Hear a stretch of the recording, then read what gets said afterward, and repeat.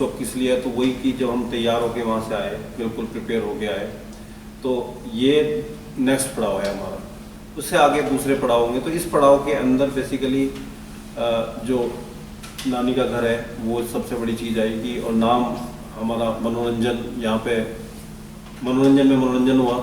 शिव माता जी ने कितना अपने बच्चों को आनंद दिया कि मतलब कहीं भी ऐसे सेमिनार्स में जाते हैं तो कहीं भी कुछ इस तरह की जो चीज़ें हैं वो नहीं हो पाती कहीं भी। हमने पुराना सेमिनार्स भी अटेंड किए, वो भी आज याद ताज़ा हो गई, जड़ी पानी वाली जो मसूरी वाली थी, और किस हालात में हम लोगों ने वो तूफान में और वो सब वो भी शेयर किया है। और उस जमाने में ये भी होता था कि सब लोग जैसे पर्ची पे अपना नाम लिख के देते थे, भाई जो भी अपना शेयर करना चाहते तो पर्ची दे दो, तो माइक पे जाके वो बोलते तो सबको वो आता था। फिर उसके बाद वो चीज़ धीरे धीरे खत्म हो गई, और अभी तो बस वो एक ही तरह से पूरा फ्लो जो चलता है स्क्रिप्टेड टाइप से है, वो चलता है पूरा। वो तो उसमें कुछ मजा ही नहीं। हाँ, तो मोनोटोनस सा हो गया सब कुछ। तो लेकिन अब दोबारा से जब ये चीज़ शुरुआत हुई है तो पता लगा कि अच्छा, लास्ट बार भी मैंने बताया था कि बहुत सारी चीज़ें मुझे नहीं पता थी।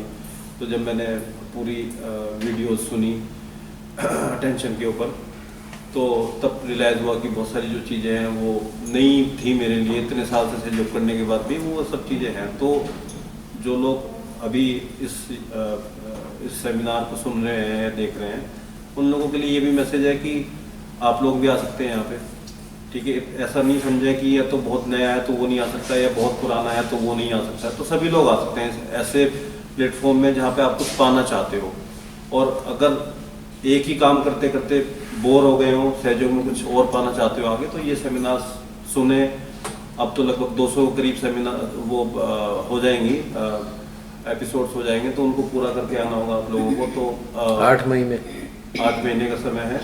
और उसमें फिर यही रहता है कि जब आप आओगे तो फिर और भी चीज़ें, नई नई चीज़ें सीखने को मिलेंगी यहाँ से। तो उसमें भी ये है कि ब्यूटी ये है इसकी कि वर्कशॉप पहले से लेके अब 12वीं तक हम आ गए हैं, तो आप किसी भी वर्कशॉप में आ सकते थे। बीच में भी लोग जुड़े, मैं 11वीं में पहुँचा हूँ तो लेकिन उसमें 11वीं में पहुँचने के बाद जैसे ये नहीं होगा कि आपको अब पीछे का छूट गया। पीछे के लिए फैसिलिटी आपके पास है कि आप पूरा सुन के अपना पूरा प्रिपेयर करके आ सकते हो। तो डिफरेंस बहुत क्लियर था, मैसेज बहुत क्लियर था इस सेमिनार का भी और पिछले सेमिनार का भी, कि अपने को पहले प्रिपेयर करो।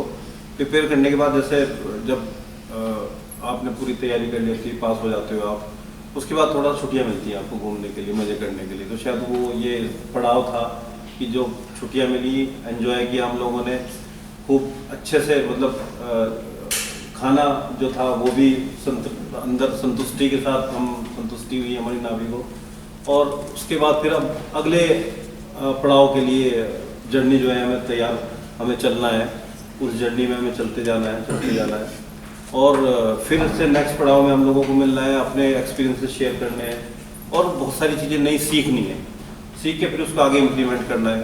और जो चीज़ें बताई जाती हैं, जो बाहर सहयोग में शिव माता जी ने तो बताई हैं, लेकिन वो समझ में नहीं आती थी। लेकिन अब उस चीज़ को सभी लोगों ने समझा है। मानवता के प्रति, प्रकृति के प्रति और गॉड के प्रति जो चीज़ें हैं, वो जब चीज़ें समझ में आने लगेंगी तो स्वतः ही आपका टेंशन भी उस तरफ जाने लगेगा और वर्कआउट होने लगेगा। जैसे अभी पिछले दिनों भी आप लोगों ने देखा है कि जितनी बड़ी बड़ी समस्याएं थी वो भी जो है क्या नाम धीरे धीरे उनका सोल्यूशन भी निकलना शुरू हो रहा है। तो ये एक बहुत बड़ी चीज़ है कि सहयोग केवल अपने स्वयं के लिए नहीं है कि हमें स्वयं, हम जब आए थे तो शायद सभी लोग इसीलिए आए होंगे कि कुछ ना कुछ वो अपना फ़ायदा करना होगा सहयोग से। क्योंकि सहयोग में जब आते हैं लोग तो बताया ही ऐसा जाता है, प्रोपोगेशन ही ऐसा होता है कि भाई आपका ये ठीक हो जाएगा, आपको ये मिल जाएगा। तो अभी क्या है कि अपनी इंडिविजुअल ग्रोथ जो करनी है, पहले उस इंडिविजुअल ग्रोथ करने के बाद उस सर्टेन लेवल पे जाना है आपको।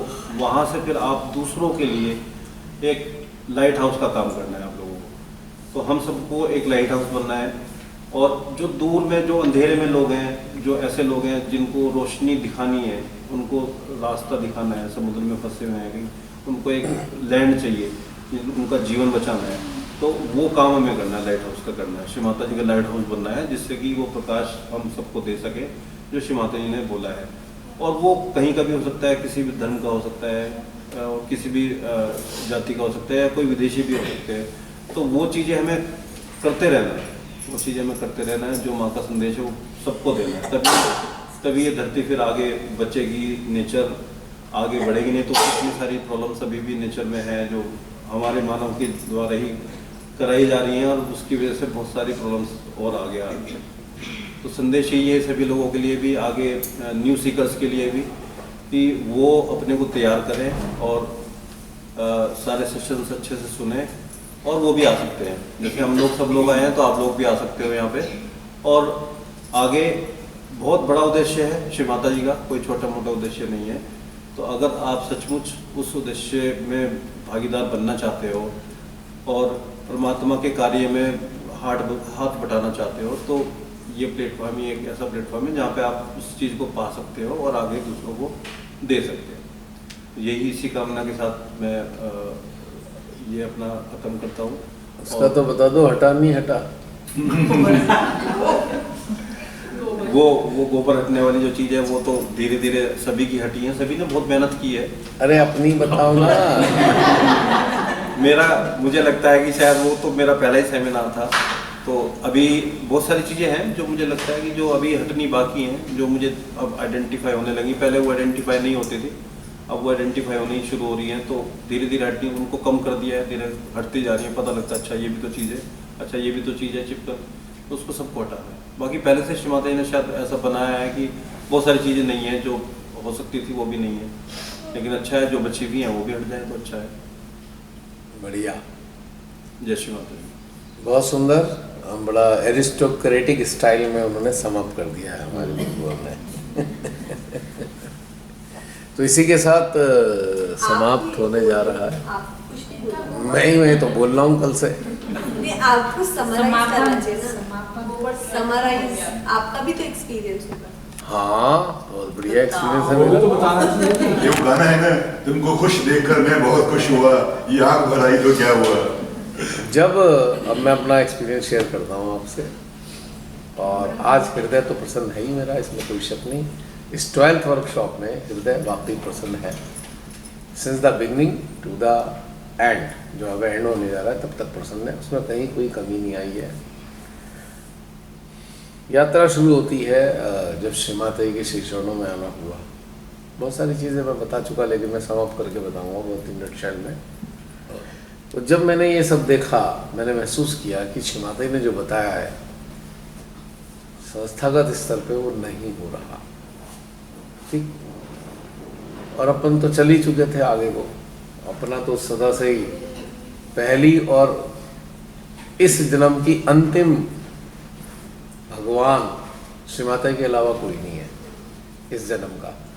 आगे का मुझे मालूम नहीं, पीछे का मुझे याद नहीं, लेकिन इस जन्म का पहली और अंतिम भगवान, परमात्मा, आदि शक्ति, श्री महादेव की शक्ति, कोई भी उसे नाम दे दो माँ को, या उनका खुद का ही अर्धनारीश्वर स्वरूप, मेरी पहली और अंतिम परमात्मा माँ ही है, पहली बात।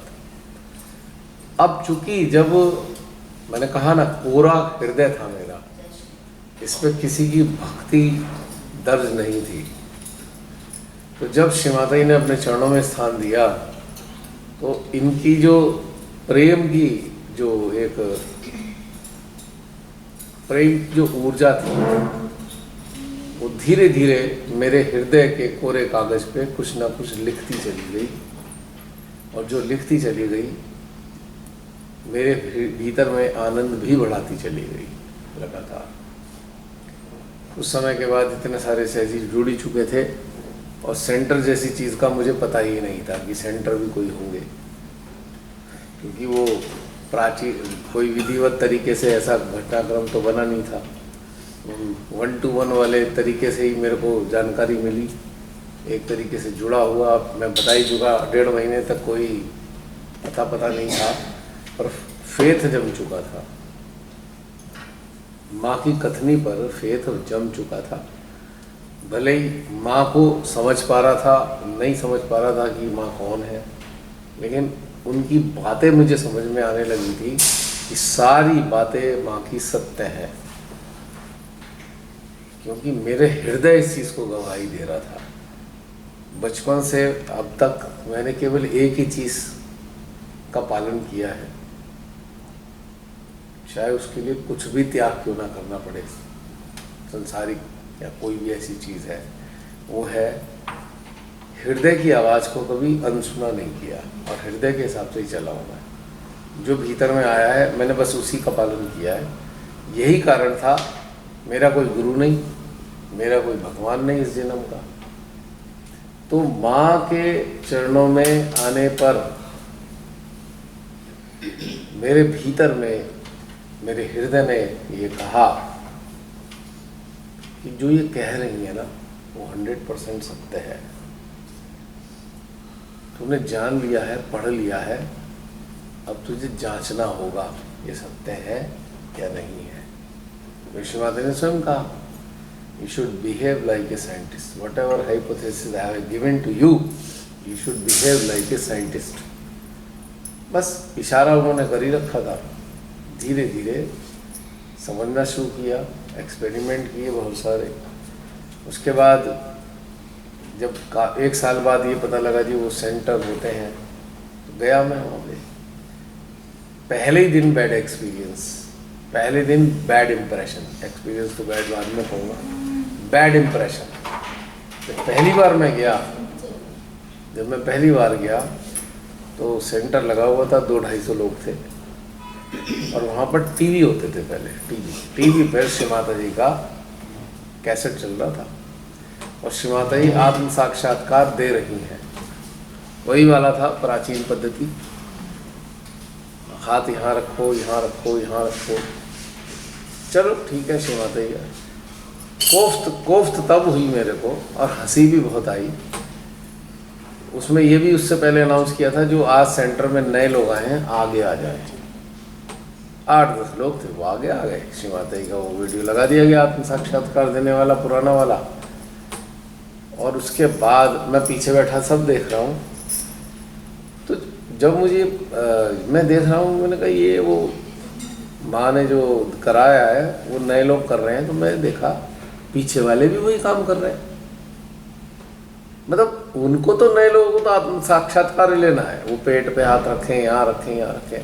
पर ये जो इतने पुराने लोग हैं, ये जो कर रहे हैं, व्हाई दे आर डूइंग, क्या इनकी कुंडली जागी नहीं या इन्हें जागने का है? अगर जाग गई तो पता नहीं। तो मैंने कहा बड़ी अजीब सी मतलब स्टूपिडिटी सी नजर आई कि कितना एब्सर्ड है कि जो 8-10 लोग नए आए हैं उनके लिए जो हो रहा है ये बाकी लोग क्यों फॉलो कर रहे हैं। उसी दिन मेरे समझ में आ गया कुछ नहीं है भाई, मंकी कॉपी। जहाँ मंकी कॉपी है वह ट्रुथ कहाँ से दिखाई देगा। इसका मतलब इन लोगों को ज्ञान ही नहीं है इस बात का कि भाई कुंडली जाग जाती है तो ये प्रोसेस बार बार उनके वीडियो के साथ नए लोगों के साथ करने की ज़रूरत क्या है। हमें तो शांति से देखना चाहिए, बल्कि हमें ध्यानस्थ होना चाहिए और ध्यानस्थ होकर अपना अटेंशन सीधे नए लोगों के सिस्टम पे डालना चाहिए कि भाई इनकी कुंडली उठने में मदद हो जाए, एनर्जी का इनपुट उन्हें देना चाहिए। ये बात उस काल में मुझे समझ आ चुकी थी जब ये सारे मंकी कॉपी में लगे हुए थे। फिर 1-2 जगह जाने का, वहाँ भी मंकी कॉपी। ठीक है, चलो वो भी चलो ठीक है, पूजा की बात आती, चलो पूजा अटेंड कर लेता हूँ। तो वहाँ जो है भजनों की संख्या बढ़ती जा रही थी, कोफ्त और होती जा रही थी। यहाँ हमने कहा था हम मेडिटेशन के लिए आते हैं, यहाँ तो कीर्तन ही होता रहता है भाई। हमारे लिए तो भजन जैसी चीज़ जो थी ना, कीर्तन जैसा था। मंदिरों में देखा है कोई गा रहा है और वो चिमटा बज रहा है तो उसे हम कहते हैं कीर्तन। मैंने कहा ये तो उन्होंने कहा था कि मेडिटेशन है और यहाँ तो कीर्तन हो रहा है, उसमें तो दिल लग ही नहीं सकता कभी भी। और दूसरा ये कंट्राडिक्शन यहाँ आया कि भाई मेडिटेशन, यहाँ तो मेडिटेशन होता ही नहीं है, कीर्तन होता है। इसमें बहुत ज़्यादा अरुचि रही मेरी कि भैया ये खामखा इन्हें कोई काम नहीं है, बस ये ऐसे शोर मचाते रहते हैं बहुत देर तक। भाई ठीक है, 1-आध बार गा लिया तो पता लगा पूजा में 10-10, 15-15 भजन घुसाए हुए हैं। तो अब हम जैसे लोग प्रतीक्षा कर रहे हैं पूजा तो शुरू हो जाए।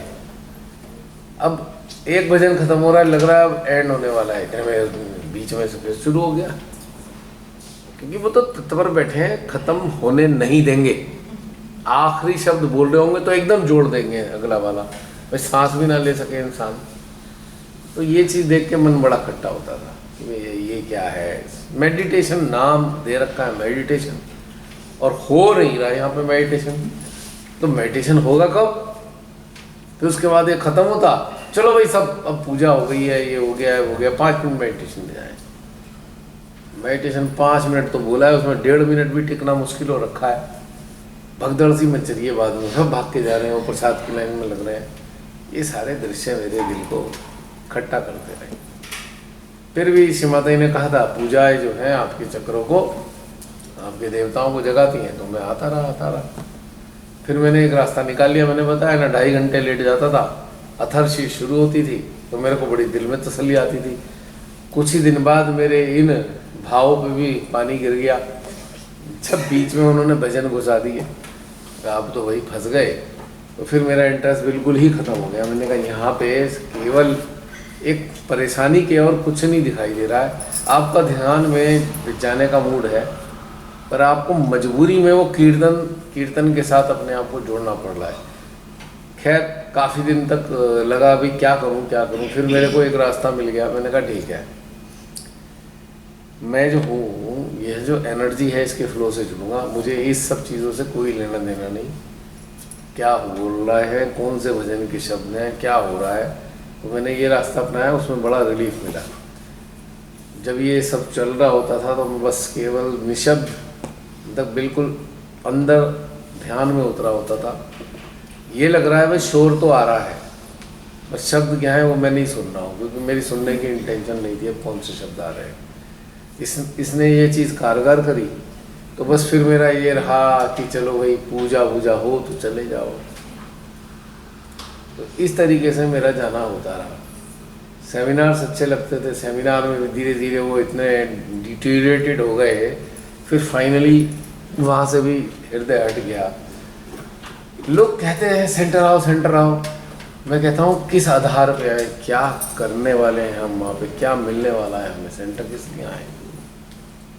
श्री माता जी का लेक्चर है, हाँ वो तो हमारे घर पे भी है लेक्चर। कलेक्टिव का महत्व मुझे पता है, कलेक्टिव का महत्व होता है, लेकिन कौन सी वाली कलेक्टिव का महत्व होता है? मंकी कॉपी करने वाली कलेक्टिव का महत्व होता है क्या? जिनको यही नहीं पता, कुंडली जागे हुए अरसा हो गया, और वो भी अपनी कुंडली को नए लोगों के साथ रोज उठाते हैं, जब दिल करता है कुंडली उठाना शुरू कर देते हैं। अब जब देखो कुंडली बांध रहे हैं, अरे भाई शांति से बैठ जाओ। और कई बार तो आराम से पीछे बैठा हूँ, छेड़ रहे हैं, उठा लो ऐसे करके, बंधन लगा लो। भाई तुम्हारी श्रद्धा अगर है तो उठाओ, मेरे को तो कनेक्शन वहाँ लगा हुआ है, तो मुझे हिला के डिस्टर्ब करके क्यों कह रहे हो कि बंधन लगा लो? जगह ध्यान में बैठा हूँ, लाओ और बंधन तो लगा लो। तो ऐसे बहुत वाले किस्से चलते रहे। और फिर और भी ऐसे पचड़े फिर झगड़े पकड़े देखे मैंने। एक बार तो बहुत झगड़े हुए वहाँ पे, मेरे को दिमाग और आउट हो गया। मैंने कहा कहने को तो मेडिटेशन करने वाले हैं और एक आम लोगों की तरह, जानवरों की तरह झगड़ा कर रहे हैं, जस्ट लाइक एनिमल्स। तो ये सारी चीज़ें हटाती चली गई। फिर एक बार मुझे कुछ अनुभूति हुई, मैंने पूछा भाई इसका वो बताएंगे, लीडर होते थे पहले, लीडर बताएंगे। उनसे पूछा कि भाई ये हो रहा है, अरे तुम्हारी तो बाधा लग गई है। मैंने कहा पर मुझे इसमें अच्छा फील हो रहा है। बाधा का मतलब है आपको परेशानी हो, आपको तकलीफ हो। तो मैंने देखा यार ये जो जिसको कहते हैं इनको पता है, उन्हें तो कुछ भी नहीं पता। फिर मेरी ये मुश्किल से 8-10 बार कहानी हुई होगी मुश्किल से। फिर तो मेरा चित्त हट गया। मैं फिर जिनके ज़रिए श्री माता जी ने मेरे को जोड़ा, मैं उनसे क्वेश्चन करूं, वो भी दाएं बाएं के जवाब आए वहाँ से। मैं कहा यार ये कहाँ से जानूँ अब मैं। तो मेरे अंदर जो एक प्रैक्टिकल क्वेश्चन आया कि मैं गहन कैसे हूँ। मैंने कहा भाई गहनता कैसे लाऊँ? नहीं वो ऐसे निर्विचार हो जाओ। मैंने कहा वही तो पूछ रहा हूँ, निर्विचार कैसे हूँ? कौन सा ऐसा प्रोसीजर है जो निर्विचार कर देगा मुझे? इसका आंसर किसी ने कभी नहीं दिया मेरे को। जो मुझे अनुभूति होती थी उनका कोई वो नहीं बताया। जो मेरे अंदर ये भाव आया कि भाई ऐसे होना चाहिए, श्री माता जी ने कहा है, उसके बारे में भी कोई नहीं बता पा रहा। तो कहाँ से जानूँ। फिर मैंने झंझट छोड़ा, मैंने कहा भैया ना 1 to 1 आ जाओ, माँ और मैं और माँ, बातचीत अब वहाँ होगी। ये बहुत अर्ली आवर्स में ही हो गया था, 2-4 महीने बाद ही ये सारी कहानी हो गई। जब श्री माता ने दस्तक दे दी ना शस्त्रार में, उसके बाद फिर मैंने 1-2 बार गया आया, ये सब बातें हुई। मेरे को 2-3 महीने में समझ में आया यहाँ कुछ नहीं है सिवाय मंकी कॉपी और रट्टाफिकेशन। जो रट्टा मार रखा है लेक्चर्स का वही उगलते हैं, अपना पर्सनल अनुभव नहीं है किसी को जिनके संपर्क में मैं आया। कोई गहनता तो बहुत दूर की बात है।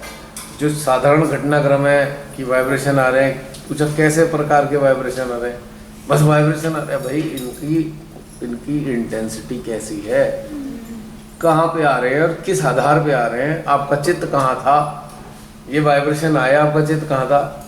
नहीं बस वाइब्रेशन आ रहे हैं, माँ के सामने रहे। भाई टेक्निकल पॉइंट पूछ रहा हूँ कि आपको कैसे वाइब्रेशन आ रहे हैं, वो जवाब ही ना दें, बस आ जाएंगे। मैंने कहा वो गहनता वाली बात है, हो जाएगी, डब्बा गोल है। तो बिल्कुल 100% अरुचि हो गई थी, बस केवल पूजा में मेरा जाना होता था बस। वो भी ये एहसास करके कि श्री माता जी ने कहा है पूजा अटेंड करनी चाहिए। कभी कभी चला गया, कुछ लोग जुड़े हुए थे, वो कहते थे मिलना है आपसे, हम पूजा में आ रहे हैं, आप भी आ जाओ। एक सिलसिला चलता रहा।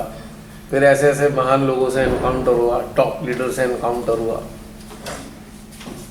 हालांकि उसके एनकाउंटर के बाद उन्हें रवानगी का बाहर का रास्ता दिखा दिया गया था, 10 से 15 दिन के बाद ही भगा दिया वहाँ ने, पदों से हटा दिया उन पदों से, जिस पद पे बैठ के उन्होंने गलत चीज़ें करी थी, है ना। किसी चीज़ को लेकर एनकाउंटर हुआ तो उनसे बातचीत करी मैंने, ये आप ऐसे कैसे कर सकते हो, आपके पास अथॉरिटी क्या है इस चीज़ के लिए।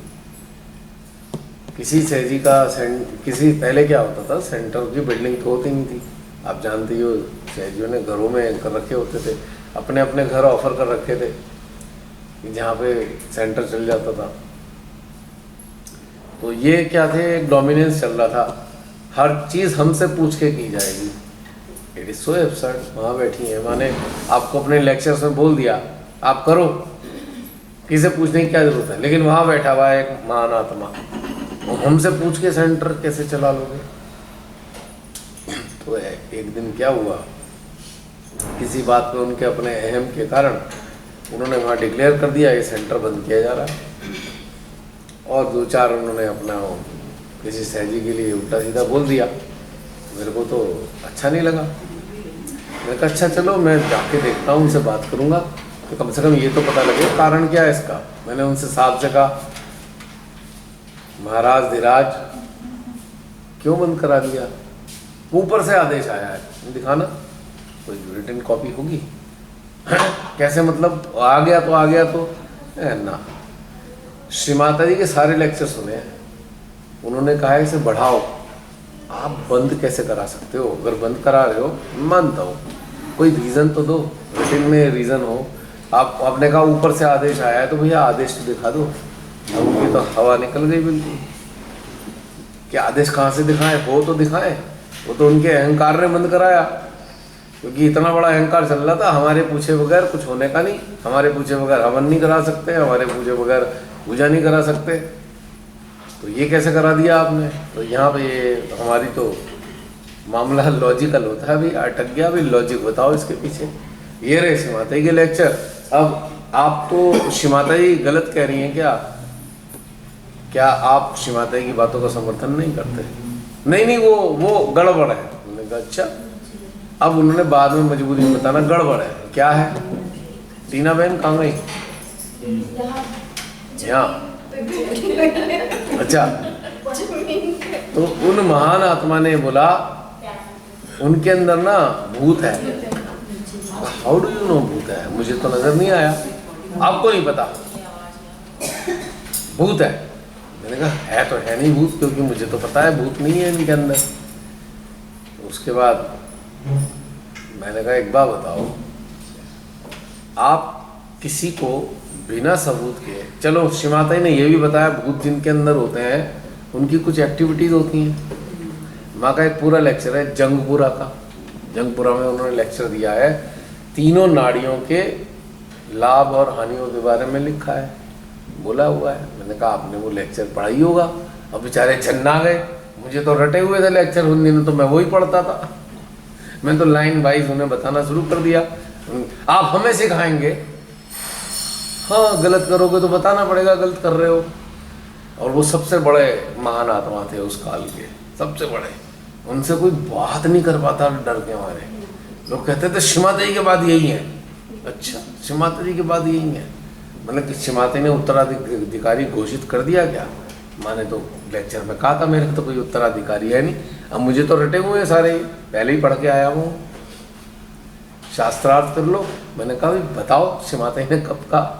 यहाँ तो शास्त्रार्थ करने को तैयार बैठे थे, ताज़ा ताज़ा सब रटा हुआ था, एकदम याद था सारी चीज़ें। तो उसके बाद उनकी हालत, मैंने कहा how dare you to decide. अब तो उन्हें लगा पहली बार किसी ने उनसे ये पूछा, कहा। मैंने कहा mister you are just a clerk sitting over here to look after all the official work, you are not Shrimata ji, you are not authorise to do like this, have you asked Shrimata ji to close any centre? बस वो तो उनकी तो ऐसे, उन्होंने सारे trustee बुला लिए, नीचे वो चल रहे थे, ये भी आ जाओ, तलूजा जी कोई ट्रस्टी थे, तलू आप भी आ जाओ, ये आ जाओ, देखो ये क्या कह रहे हैं। मैंने इतने सारे 15-20 ट्रस्टी आ गए थे उस वक्त शायद, और कुछ कोऑर्डिनेटर भी थे। मैंने कहा हाँ ये कह रहे हैं एक सहजी में भूत है। मैंने इनसे कहा साबित करके बता दो, श्रीमाता ने जो बताया वो लक्षण तो दिख नहीं रहे मेरे को। तो और मैंने कहा ये होते कौन है ऐसा करने वाले? अब उनका ना, उन्होंने कहा कि भूत है इनके अंदर। मैंने कहा देखो, उन्हें गुस्सा आ रहा है, और वे मेरी बातें सुन के अंदर से ऊपर से नीचे तक बुरी तरह हिल गए, थरथराने लगे। मैंने कहा देखिए आप ट्रस्टी है ना, देखिए इनके गाल कैसे ऐसे ऐसे हिल रहे हैं। श्रीमाता ने कहा जिनके अंदर भूत होते हैं वो हिलते हैं। अब तो भाई साहब हालत ही हो गई, वो तो ऐसे हो गए, ये क्या हुआ? कौन से सेंटर से आए हैं? मैंने शस्त्रार सेंटर से हूँ। अब बताओ क्या करोगे? उसके बाद उनको ट्रस्टीज को भी लग गया भैया इसको हमारे पास बताने के लिए कुछ नहीं है, क्योंकि ये तो पहले ही तैयार हो के आया हुआ है, सारे लेक्चर रट्टा मार के जो हम बोलते हैं वो लेक्चर का रेफरेंस दे देता है। तो वहाँ पे फिर ऐसा होगा। मैंने कहा मिस्टर, फिर उन्होंने नाम पूछा, मैंने बता दिया नाम। मैंने कहा मिस्टर याद रखना, अगर किसी और सहजी के साथ ऐसा गया मैं फिर आऊँगा। मैं किसी भी सहजी के साथ कर दिया फिर मैं आऊँगा, फिर ऐसे ही खड़ा होकर आपसे सवाल कर रहा हूँगा।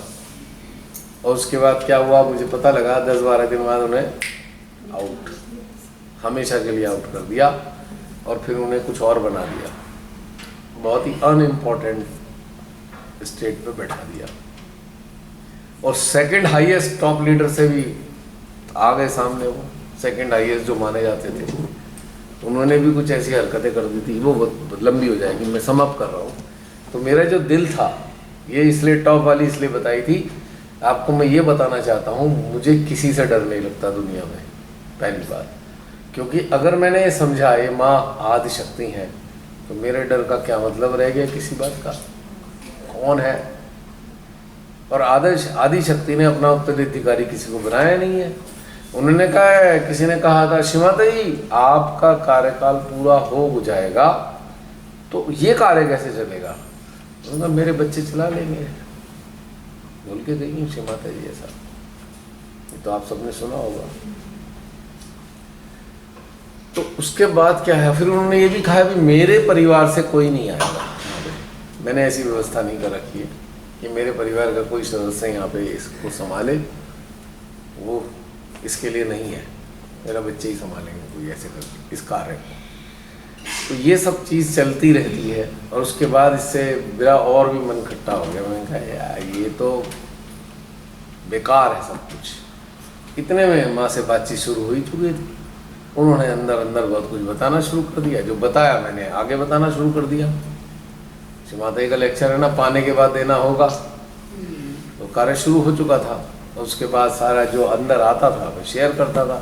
ये अनुभूतियाँ तो बहुत सी 2000 की, 2002 की, 2003 की अनुभूतियाँ हैं।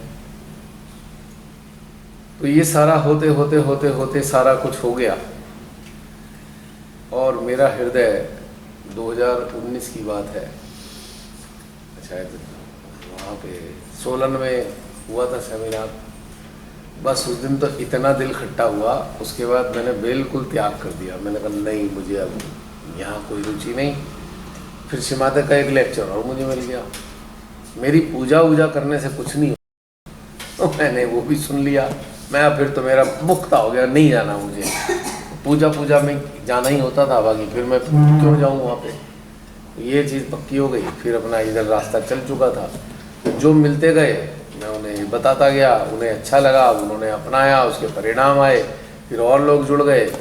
उससे पहले ये भी होता था, इन लोगों को ये भी बड़ा कष्ट होता था।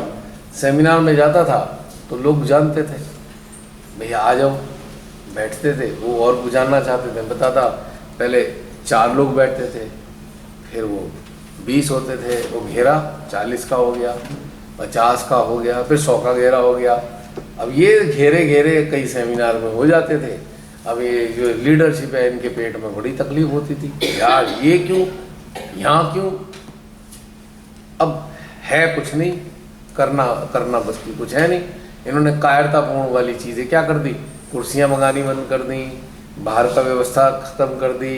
अब वो नगाड़े से बजते रहते हैं, वहीं जाके घुसे रहो, मजबूरी में कोई वहीं बैठेगा। धूप लग रही है, कहीं शेड पड़ा हुआ नहीं है। पहले तो एक्स्ट्रा टेंट भी लग जाते थे, जिससे कुछ लोग आए वहाँ बैठ जाएं। एक्स्ट्रा टेंट सारे ख़त्म कर दिए। उनके पीछे ये था कि जो लोग ऐसे आते हैं, जुड़ना चाहते हैं, वो जुड़े ना, वो सीधे बस यहीं घुसे रहें और ये स्टेज प्रोग्राम में ही मजबूरी में उन्हें झेलना पड़े। तो वहाँ पे इंटरेक्शन जब बिल्कुल ख़त्म होने लगा, फिर मेरा दिल हट गया। मैंने कहा जहाँ पर सेमिनार नाम का नाम तो इस्तेमाल हो रहा है, बस सेमिनार ही नज़र नहीं आ रहा कहीं, तो फिर उसका वहाँ का कोई औचित्य क्या रह जाता है। तो बस फिर उसके बाद बाय बाय टाटा हो गई। उसके बाद तो फिर शिमाता ही नहीं साथ दे दिया, ले आई कोरोना को, अब चला लो अपने प्रोटोकॉल।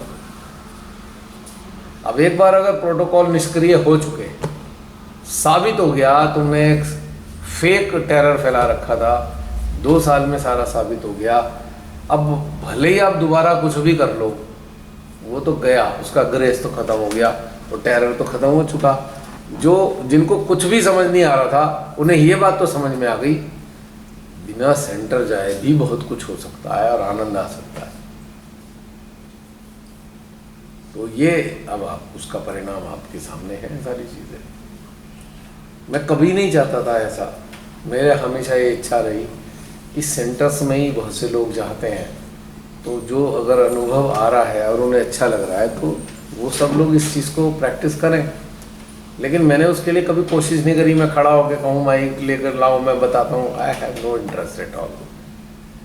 आज तक कोई भी प्रोग्राम बिना इनविटेशन के तो किया ही नहीं, चाहे वो सेल्फ रिलेशन का प्रोग्राम हो। इसीलिए मुझे प्रचार प्रसार जैसी चीज़ मेरे समझ में नहीं आती, मैंने कभी किया भी नहीं है प्रचार प्रसार। भाई किसी को भूख लगी नहीं, आप क्या खिलाने जा रहे हो उनके पेट में, उन्हें तो खाना ही नहीं खाना।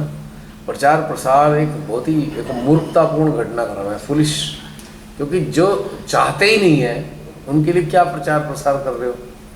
कोई सेलेबल प्रोडक्ट है जिसे आपको विज्ञापन करके बेचना है। शिमाता जी ने कई बार बहुत नाराज़गी दिखाई, ये क्या करते हो तुम, बस अड्डे पे खड़े होते हो वहाँ सहज बताना शुरू कर देते हो, रेलवे स्टेशन पे जाते हो वहाँ सहज बताना शुरू कर देते हो, कितना डिस्कार्ड किया। सेंटर पर जब जाते थे तो वो जो सब लोग जो होते थे वो यही बताते थे, शिमाता जी ने कहा कि इतना सस्ता तुमने बना दिया, अरे भाई जो पात्र है उसको दो। ये बात भी मुझे समझ में आती है, तो मेरे को तो कभी रुचि नहीं हुई। जिनके अंदर है इच्छा वही। अब जैसे हमारा प्रोग्राम शुरू हुए, पहली बार जो लोग जुड़े उन्हें बताया, उन्हें अच्छा लगा, उन्होंने इनवाइट किया, एक पब्लिक प्रोग्राम हो गया। जो उस पब्लिक प्रोग्राम में आए अगले हफ्ते उन्होंने अपने यहाँ इनवाइट कर लिया। ऐसे हमारी पूरी चेन बनी हुई थी। जब डिमांड हो रही थी तभी जाना हो रहा था, अपनी मर्जी से जाके लाओ मैं तुम्हें रिलेशन दूँ, मैं तो आज तक नहीं करा। अब यहाँ पे भी हमारे बहन भाई बुलाते हैं तभी तो मैं प्रोग्राम रखता हूँ। आज तक बताओ कौन सा प्रोग्राम मैंने अपने आप से रखा है? एक भी प्रोग्राम बता दो। हाँ, घर में ज़रूर होता था, जिस दिन से जोड़ा लगातार घर में चला है। जब से ऑनलाइन हुआ है तब से छूटा है, वरना सोचो 2000 से लेके 2020 तक तो घर में लगातार चला है ना। और कोई सेंटर नहीं चला है, बस सामूहिकता होती थी। सेंटर चलाने में मेरा कभी रुचि रही ही नहीं। आई एम नॉट इंटरेस्टेड, आज भी नहीं हूँ। सेंटर से मेरा कोई लेना देना नहीं है इस बात का।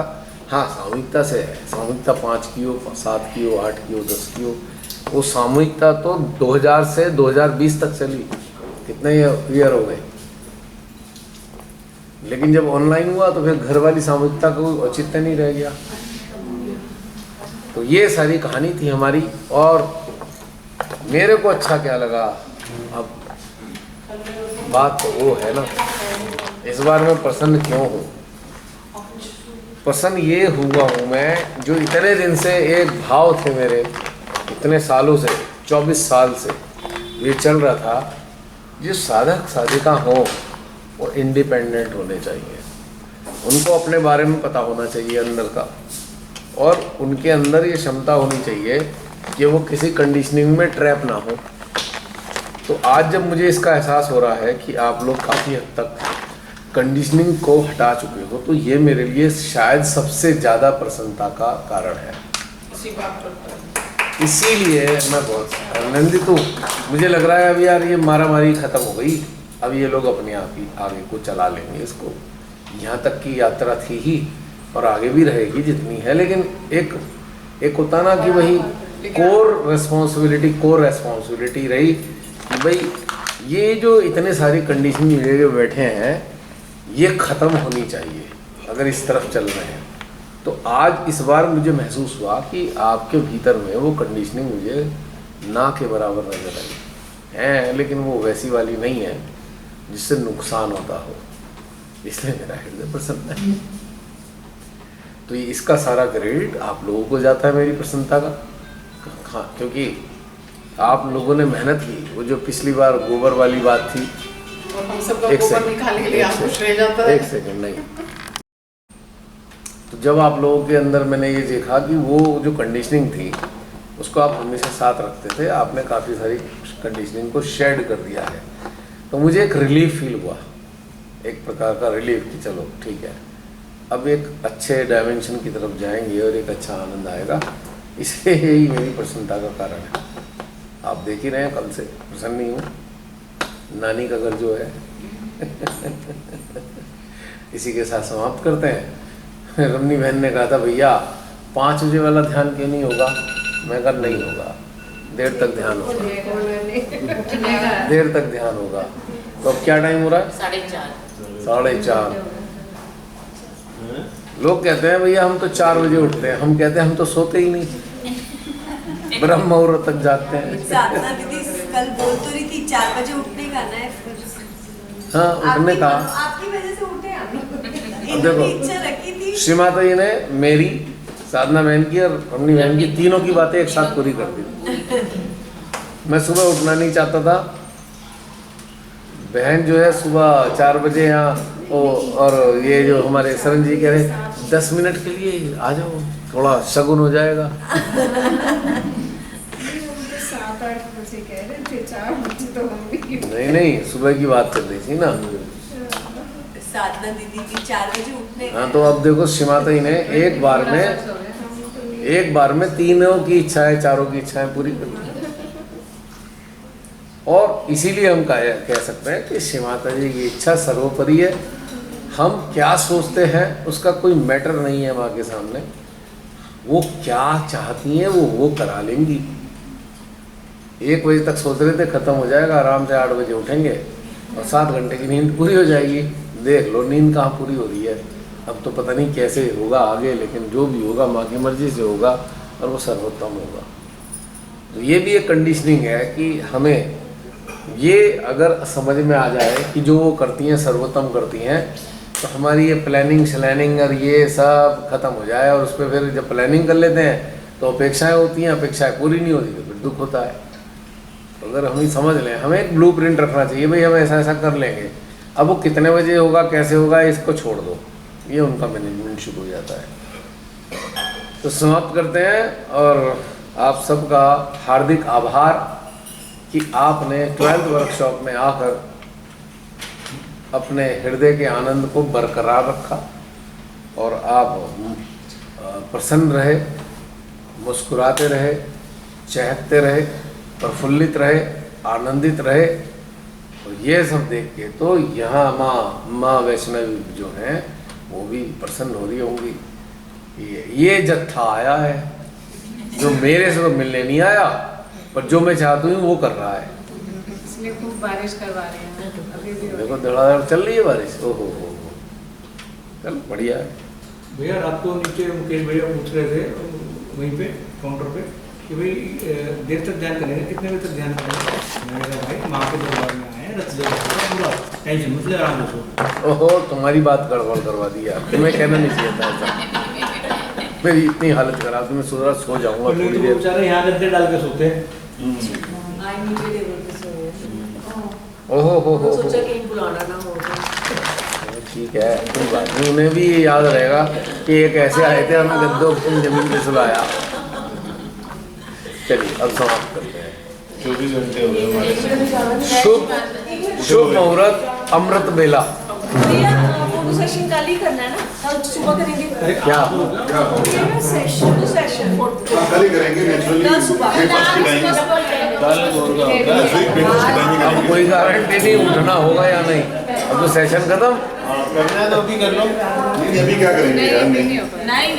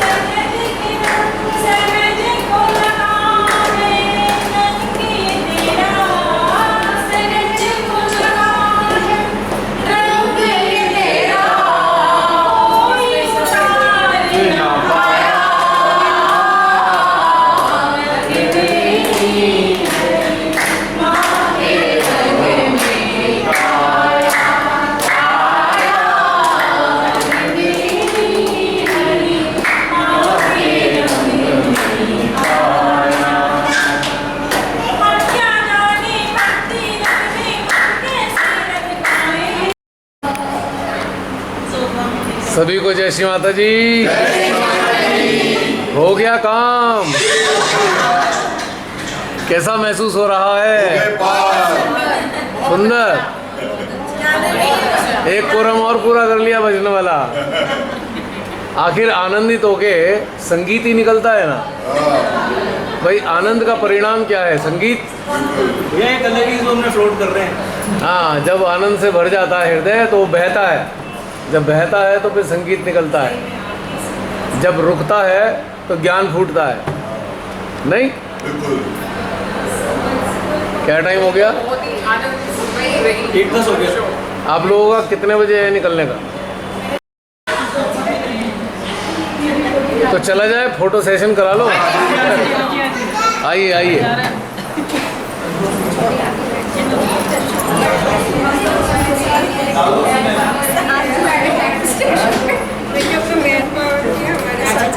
आइए आइए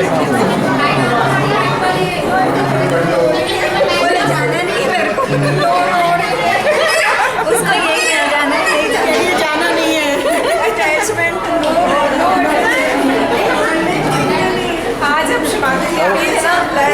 अब आप फ्लाइट की सीट से अटैच हो जाएं तो क्या होगा? आज अपने आप ही हो रहा है भैया, अपने आप निकल रहा है। हाँ वो तो निकलेगा। मेरा भी ऐसे ही हो रहा है। नहीं ये पता है जब शिवाला जी आते हैं ना, जब स्वागत आता है, जाइए जाइए जल्दी जाओ सामने, चलो चलो चलो चलो चलो।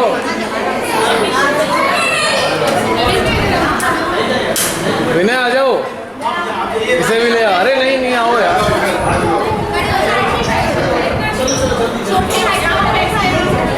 जाओ जाओ।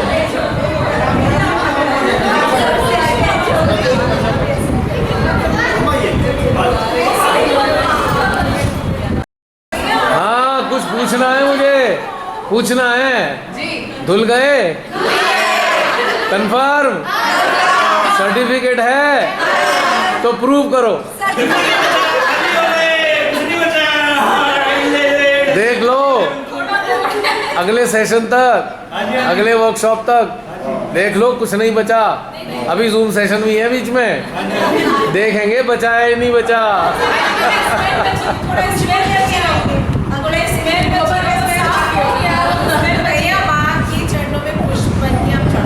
चढ़ गए? गोबर स्नान किया?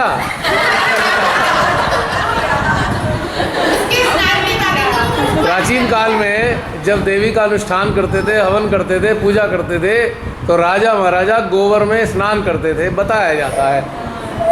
और उसके बाद उनकी जो बॉडी है महकती थी, महक रही है।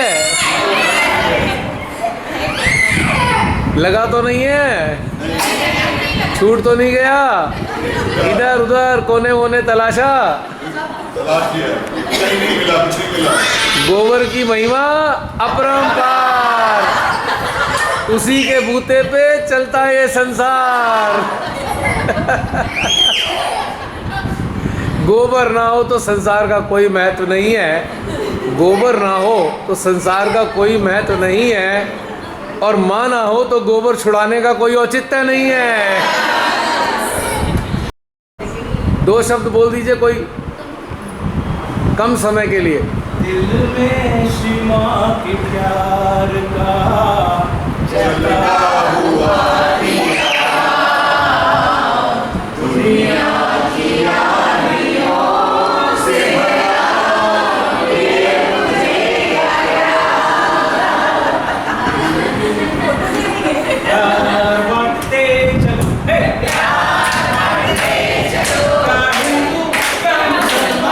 हम सब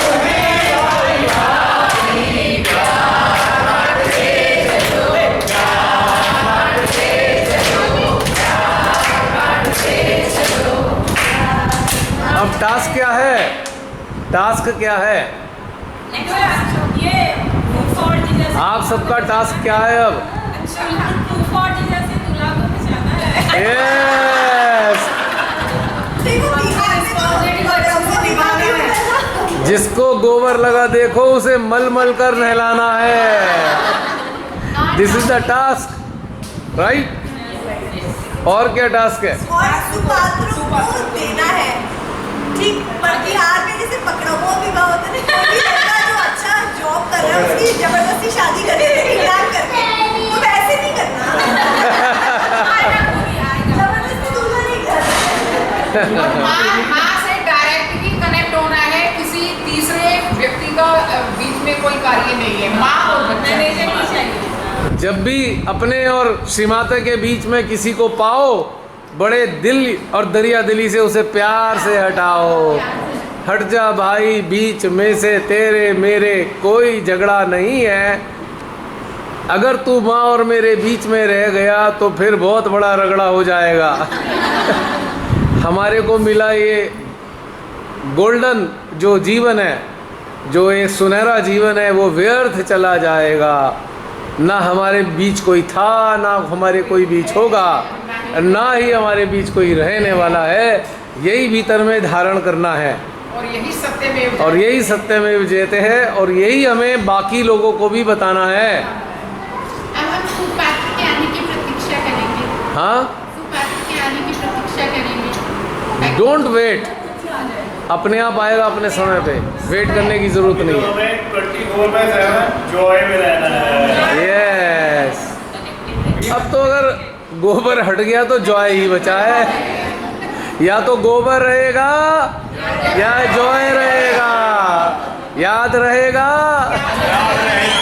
हर बार समझ आएगा, समझाया जाएगा।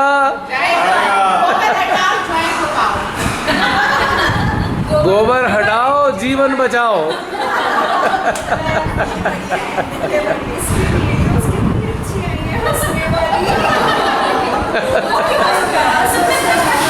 उसको भी तो मजा आ रहा है, उसकी सोल तो प्रसन्न हो रही है, उसे तो यही सब चाहिए। तो विनय की और यही चाहिए ना शिवांश? शिवांश यही चाहिए, यही चाहिए ना?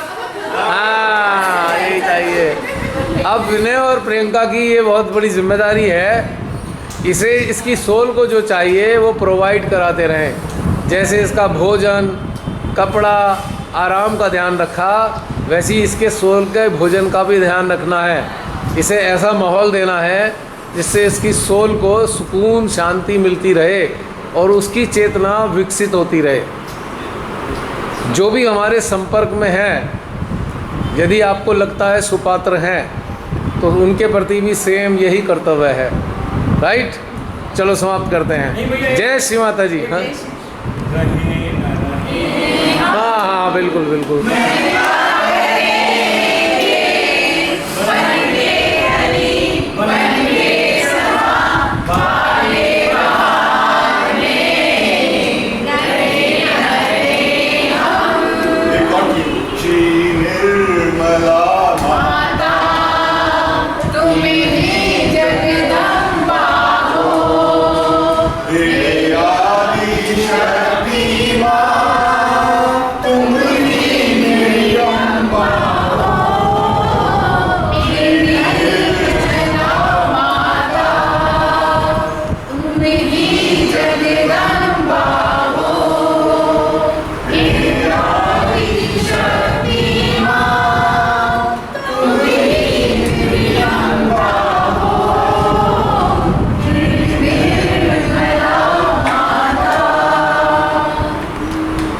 ये जो आपके फ़ोटो खिंच गए हैं, इनको देखोगे, जब गलती से भी कहीं गोबर से घिर जाओ, इन चेहरों को देख लेना फ़ोटो में। नहीं, वो तो है। कभी कभी ऐसा लगता है पड़ गया, छींट आ गई गोबर की, निकलते रबड़ते हुए, तो अपने चेहरे को देखना, ऐसा ही वाला चेहरा चाहिए हमेशा 24 आवर्स।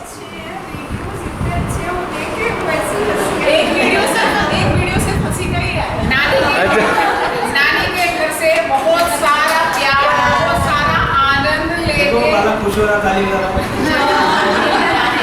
नानी के घर में मजा आया, छुट्टियां अच्छे से बीती, अगले साल फिर आओगे।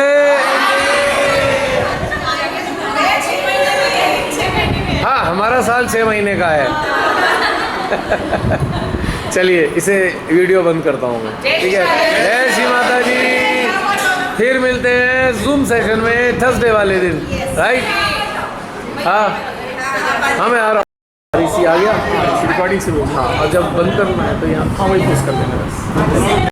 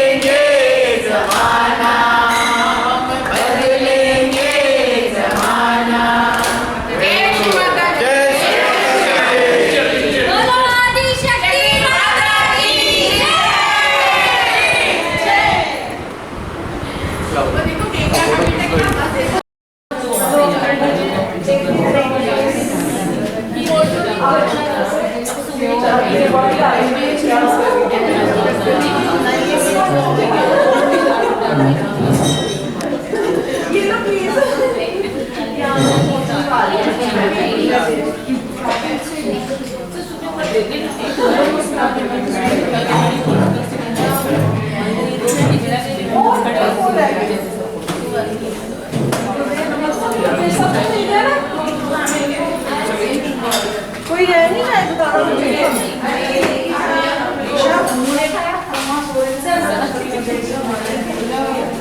इकतीस दिसंबर को पार्टी करते हुए हैप्पी न्यू ईयर करते हुए आपको जो है मुबारक नया टेन्योर मुबारक वर्कशॉप के बाद आपकी बात समझ